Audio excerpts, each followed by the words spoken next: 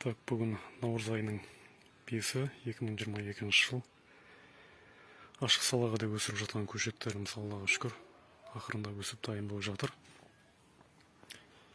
Жекеме жазып жүрген бір оқырмандарыма арнап түсіріп жатқан видеом еді бұл.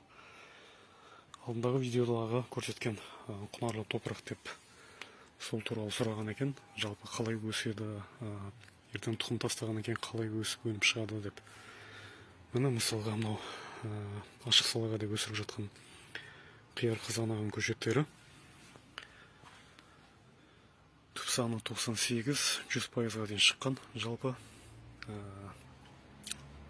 бұл өте жоғары жақсы көрсеткіш деп ойлаймын енді. Енді арам шөптер болады бұда. Бір-екі рет жұлып тазаласаңыздар, мына асты осындай таза болып тұрады. Енді бұл енді арзан вариант, жаңадан бастап жатқандарға диқаншылықта бірденен торп сатып алуға, болмаса бір құнарлы бір мықты топырақтарды сатып алуға көбісінің шамасы келе бермейді. Сол себепті осындай да топыраққа кәдімгі талдың астында мынау жылда өзі Алла тағаланың есебімен деп айтсам да болады. Солай жаратқан өзі жаратылысты. Күзді күні жапырақ түседі, майда шарбаларда. Сол қыстай шіріп, осындай бір құнарлы топыраққа айналады.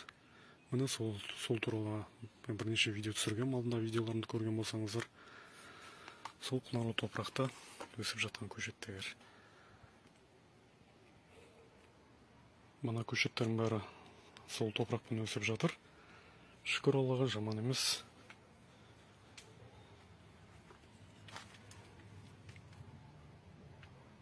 Бұйырса, осы айдың соңына қарай егіп қаламыз ашық алқапқа. Енді анау кішкене құрт құмырсқалар болады, бұның ішінде дәрілеп жіберсеңіздер, алдында көрсеткен дәрілеу керектігін сол арқылы тазарып, осындай жақсы өседі одан кейін. Енді мына бойы кішкене өсіп кетті, себебі жылжаймышы кішкентай болғаннан кейін осындай кішкене ғана жол қалдырып, бір аяқ жол қалдырып, осы өсіріп жатырық. Мінекей көшет.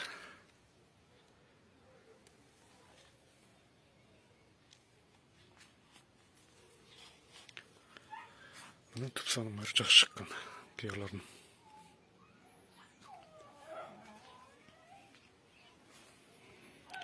Ал мынау өткендегі өнім беріп тұрған қиярдың ортасына еккен осылай. Сол көшеттер мінекей осылай өсіп жатыр. Алла қаласа, осы айдың аяғына қарай өнім беріп қалу керек. Бұйырса, иншалла. Мінекей мына қиярлар пайда болып жатыр уже. Мінекей осылай істеуге болады. Жалпы жаңадан бастап жатқан диқан бауырларыма айтарым.